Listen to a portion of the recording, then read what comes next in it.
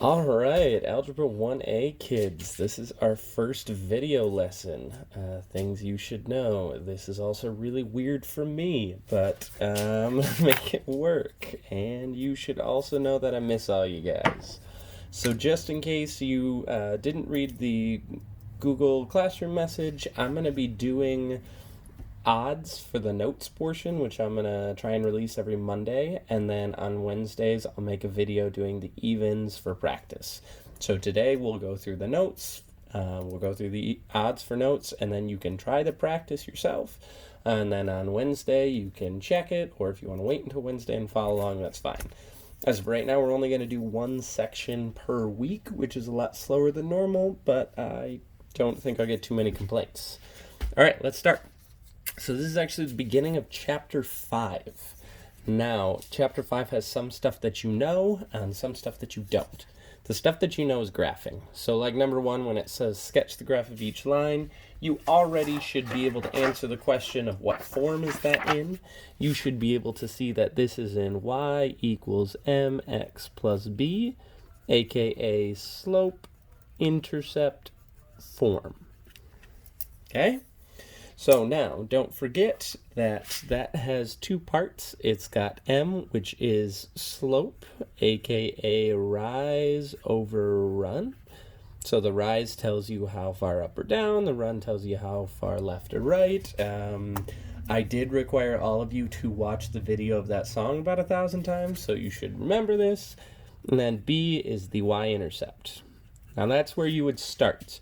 I would say 4 is my y-intercept, so I'm going to count up on the y-axis. 1, 2, 3, 4, and I put a dot. Now I went up because this 4 is positive. If it were negative, I would have went down.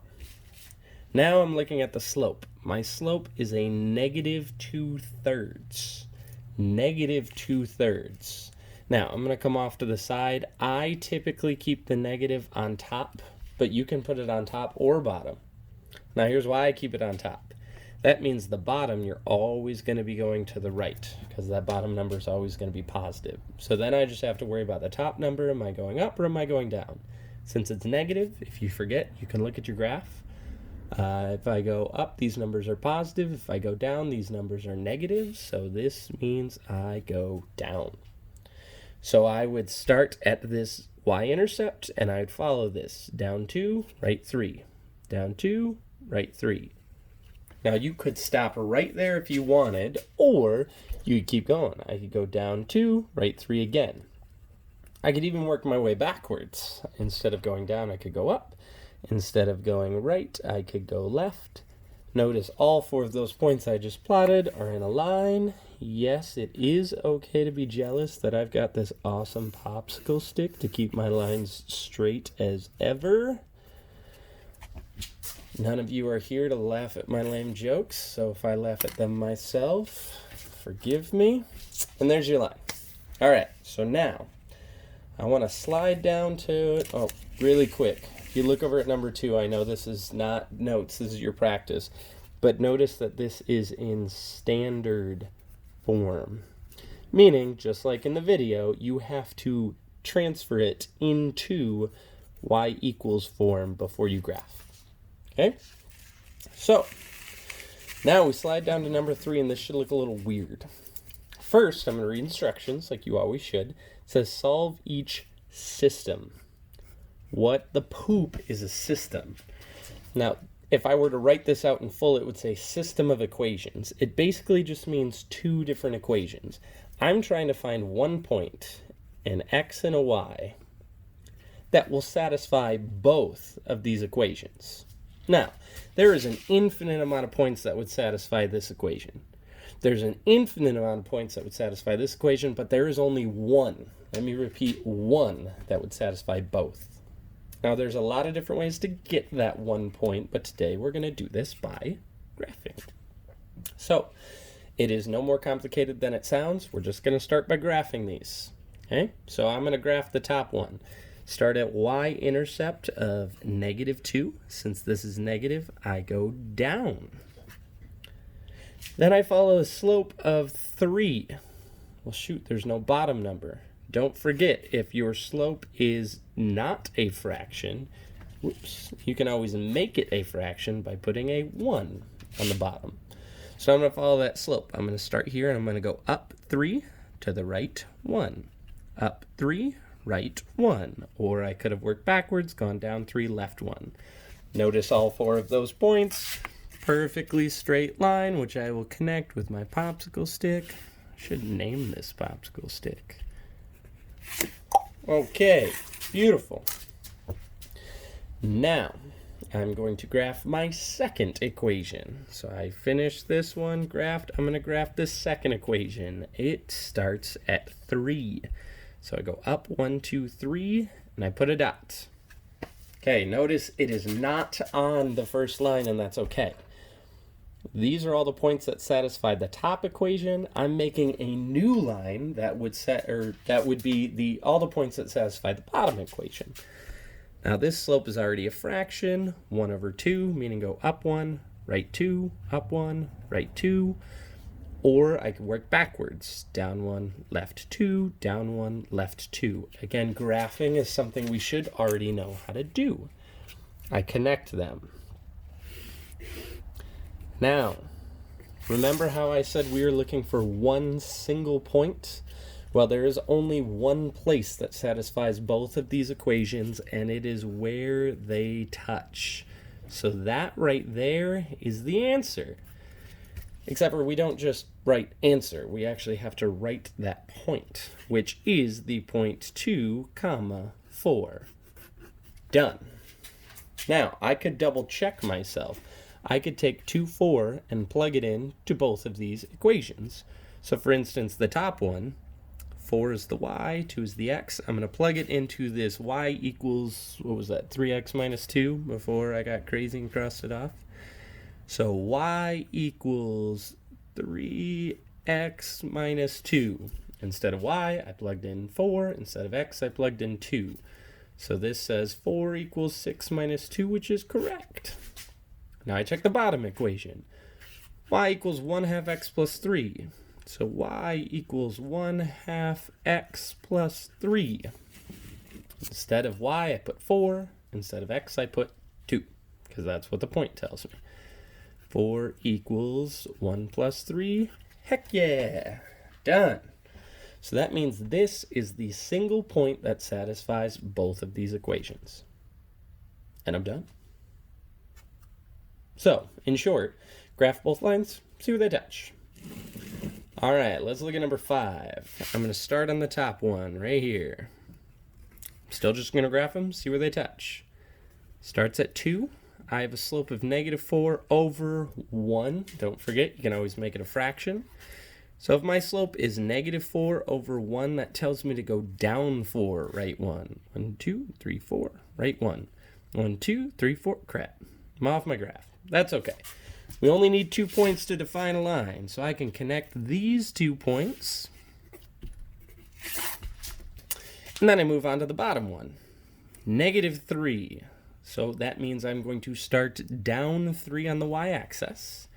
And then my slope, again, is -4 over 1. So again, I can go down 4, 1, 2, poop. Oh, shoot, I can't go down 4. So instead, I'm going to reverse. Instead of down and to the right, I'm going to go up and to the left. 1, 2, 3, 4, over 1. 1, 2, 3, 4, over 1. Take my handy-dandy popsicle stick. And now I have to ask myself the simple question, where do these 2 lines touch? And you should be shouting in your head, they don't. These 2 lines are what we like to call parallel. Now, very important, parallel is not my answer. My answer is the fact that they don't touch. So this will look familiar. We put no solution. No solution. Because the solution is where they touch. So if they don't touch, there's no solution. Done. You still can put NS or whatever you want. I think we also used to put a 0 with a line through it. All of those mean the exact same thing. Okay? All right, let's flip page over. We've got 3 more, and then we'll call it a day for today. All right, so a little bit of a challenge because I gave you two problems or two equations that are a little bit more difficult to graph. So for instance, y equals 4. Now some of you are automatically going to remember that that is actually just a flat line across right here. Every single one of these points has a y value of 4. Some of you aren't, and that's okay. Here's what we did in class. We made a t-chart of x's and y's. And then I said, well, let's pick some x's and plug them in to figure out what y's are, except for I can't plug in any x's. So instead, let's pick some y's. Now, the only thing this tells me is that y equals 4. It doesn't tell me anything about x, so I can pick whatever numbers I want for x. Let's do 1, 2, and 3. Get a little crazy. Well, now, if we're getting crazy, let's do 1, 2, and negative 3. That's right, suckers. All right, now that just gave me 3 points that I can graph.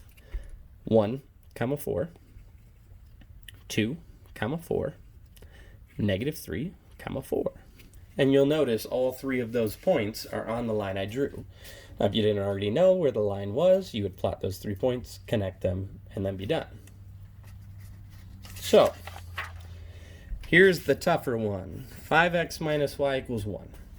So before we actually graph that, we've got to go off to the side. 5x minus y equals 1. And we've got to turn that into slope-intercept form. So, meaning I want it to say y equals. So there's 2 things I need to get rid of. I need to get rid of this 5x, and I need to get rid of this negative. Now you probably should be telling yourself there's actually a negative 1 there. There's always an invisible 1 in between a negative and a variable if there is no other number. So now I'm going to get rid of the 5x first. I'm going to subtract 5x on both sides. Negative 1y equals. These two are not like terms. I cannot take 1 minus 5x and call it 4x or negative 4x or anything like that. I'm going to write them side by side. Lastly, to get rid of this negative 1, this is multiplication. So the inverse of multiplication is division. I would divide literally everything by negative 1. Y equals negative 5 divided by negative 1 is a positive 5. Positive 1 divided by negative 1 is a negative 1. Now this right here is what I need to graph. So I would start at the y-intercept of negative 1. And then I follow my slope, which is 5 over 1. So I go up 5, 1, 2, 3, 4, 5 over 1. I'd connect those 2 points. Hopefully you can already see my answer. My answer being where they touch, right here. Now, if you end right here, I will be so sad because you have done 98% of the work and you actually did not get the answer yet. The answer in this case is 1, 4. That point. Beautiful arrow. Gorgeous. But you actually have to write down the answer. If you don't write down the answer, I'm going to be so sad and I'm going to cry. Real tears. True story. All right, number 9. For you people who are like me, you're a little productively lazy, you're going to like this. Number 9, I could show no work whatsoever and tell you that this is no solution. Done. Now, how can I do that? 2 things. I look at their slopes and I see same. We talked about this. Parallel lines have the same slope. Then I look at their y-intercepts and they are different. So that means that they are going to start at 2 different places on my graph, but then they are going to follow the same slope. So again, you didn't have to graph this, but just to show you, I didn't even use my popsicle stick. Look at me living dangerously. Since they start at different places, but they have the same slope, they will never touch. But if you can just look at the 2 equations and understand that, you don't even need to graph them. Okay? So like same slope, different y-intercept, right, no solution, boom, done. Oh, I haven't gotten to say that in a while. Boom, done, just for fun. All right, let's finish up number 11, and then we will call it good. Top equation, slope-intercept or standard form. You should say they're both in slope-intercept form, so that's going to make this a little easier. Y-intercept, slope, 5/4, so I'm going to go up 5. 1, 2, 3, 4, 5. Crap. So if I can't go up, then that means I'm going to go down. So instead of going up and to the right, I'm going to go down and to the left. 1, 2, 3, 4, 5. Left, 1, 2, 3, 4. I put a dot. Those are the only 2 dots that will fit on this graph. Bottom one, -3. So I go down 1, 2, 3. 1/4, meaning I can go up and to the right. Up 1 over 4.